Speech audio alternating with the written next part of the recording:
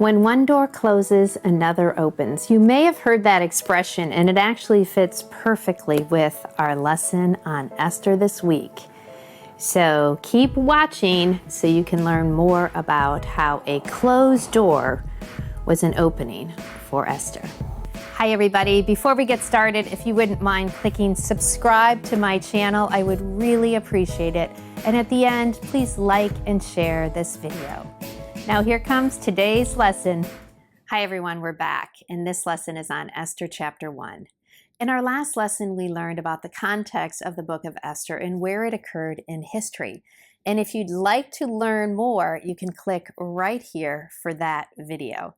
But today we're diving right into Esther chapter 1, and we're going to meet some characters. The first one being King Ahasuerus, also known in Greek as King Xerxes. And he is the king that is reigning during this book of Esther. And he is the son of the great king Darius. And his mother is Atassa, who is the daughter of King Cyrus. And so we heard about the great King Cyrus, who was the Persian king who allowed the Jews to return to build the temple. And so we're also going to meet Queen Vashti, although she's not going to stick around too long. And we're also going to hear about some of the king's advisors.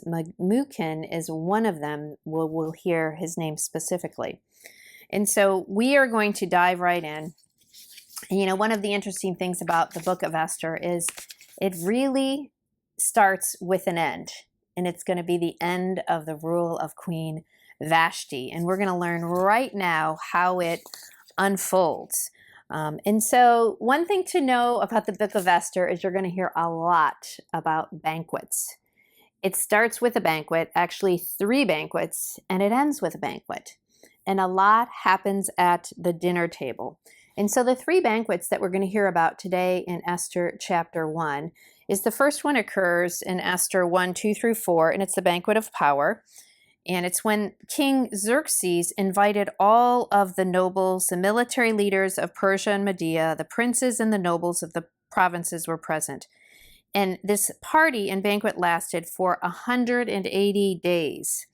And he displayed his vast wealth and his kingdom and splendor and the glory of his majesty. So he had this first banquet kind of to show off to all of the other officials and nobles, kind of the higher-ups, for 180 days. And then we learn in Esther 1, verse 5 through 8, that there was a banquet of the people. So the first one was the banquet of power, the second one is the banquet of people, and it says in verse 5, when these days were over, so the 180 days of the first banquet, the king gave a banquet lasting 7 days in the enclosed garden of the king's palace for all the people, from the least to the greatest who were in the citadel of Susa. So this is a banquet for the people, and it was held in the garden, but was very lavish. It says in verse 7, wine was served in goblets of gold, each one different from the other, and the royal wine was abundant, in keeping with the king's liberality. By the king's command, each guest was allowed to drink with no restrictions, for the king instructed all the wine stewards to serve each man what he wished. And so, again, this banquet of the people, it was very lavish. All were invited. And then the third banquet is Queen Vashti's banquet, and there's just one line, verse 1-9. Queen Vashti also gave a banquet for the women in the royal palace of King Xerxes. So 3 banquets. And so at the very end, on the final day of the 7th banquet, things really go south for Queen Vashti's because King Xerxes summons her. And it says in verse 10, on the 7th day, when King Xerxes was in high spirits from wine, he commanded the 7 eunuchs who served him to bring before him Queen Vashti's wearing her royal crown in order to display her beauty to the people. And so some translations say wearing only her royal crown. We don't know exactly, but he summons her in front of the people and nobles, and it says, for she was lovely to look at. But then in verse 12, but when the attendants delivered the king's command, Queen Vashti refused to come.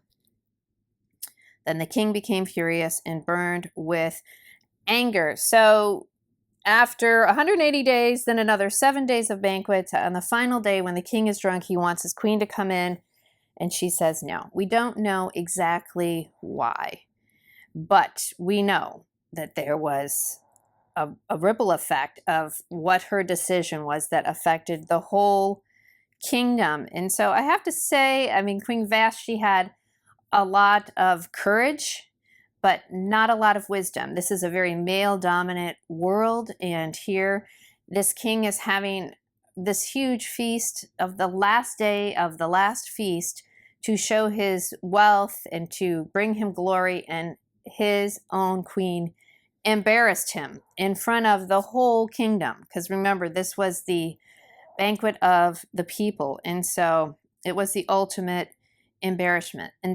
And so what does the king do? He's the king, he can do whatever he wants. But it says in verse 113, since it was customary for the king to consult the experts in matter of law and justice, and I guess in marriage, he spoke with the wise men who understood the times. According to the law, it says in verse 15, what must be done to Queen Vashti? He asked. She has not obeyed the command of King Xerxes that the eunuchs had taken to her.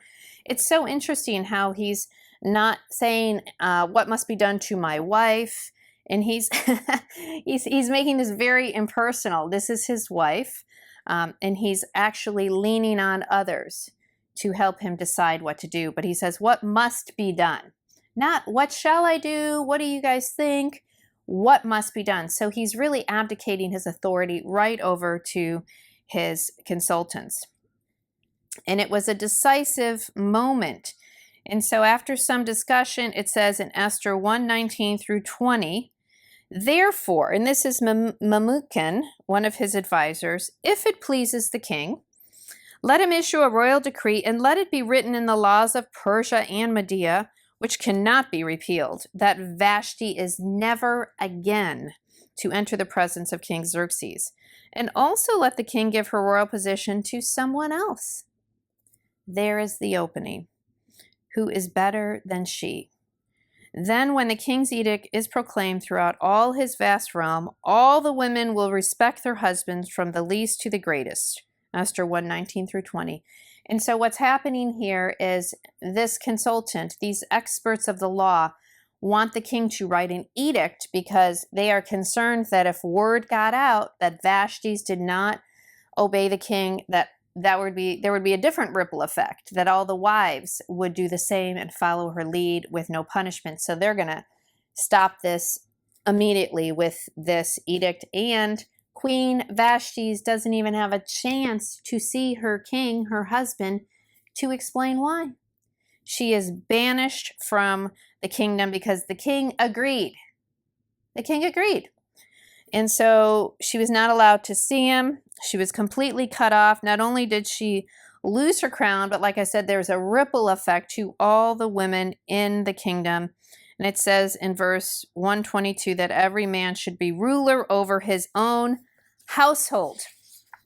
So what an interesting start to our new study. And so the book of Esther actually begins with an ending, ironically. And so after the queen disobeyed, there was an opening. So now we see what happens, and we'll see what happens next week in Esther chapter 2. Because without Vashti and her behavior and her actions in Esther 1, we would not know Esther. And so my challenge this week is, what doors or relationships do you need to close to open up new opportunities? Because sometimes a door needs to close before one opens. And we also don't want the other thing. We don't want to run through or try to go through a closed door. And so we really need to pray about where God is opening doors, and what doors is God opening for us.